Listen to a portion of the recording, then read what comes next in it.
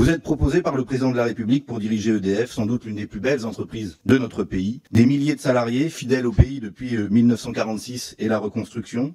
Une entreprise dont nous avons un grand besoin, notamment pour assurer l'électricité à des prix soutenables pour les Français après des hausses de factures et d'explosion des impayés, pour le soutien à notre industrie, pour la planification de la transition énergétique pour atteindre la neutralité carbone et évidemment pour la souveraineté énergétique de la France dans un monde belliqueux et instable. Développement des énergies renouvelables, avenir de l'hydroélectricité et sécurisation de ses investissements, conversion des centrales à charbon et notamment celle d'EDF à Cordemais qui m'est chère, maintien d'un parc de centrales pilotables, stockage, décarbonation de l'économie française et des usages par l'électrification, résilience et adaptation face au changement climatique, etc.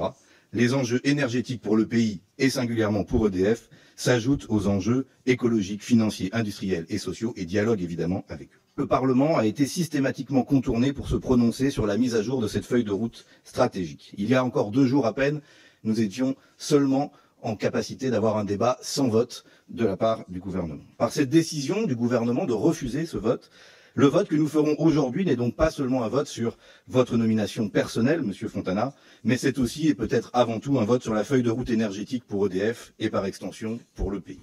Et le problème est bien l'équation impossible voulue par les architectes du marché de l'électricité. C'est l'équation qu'il faut changer.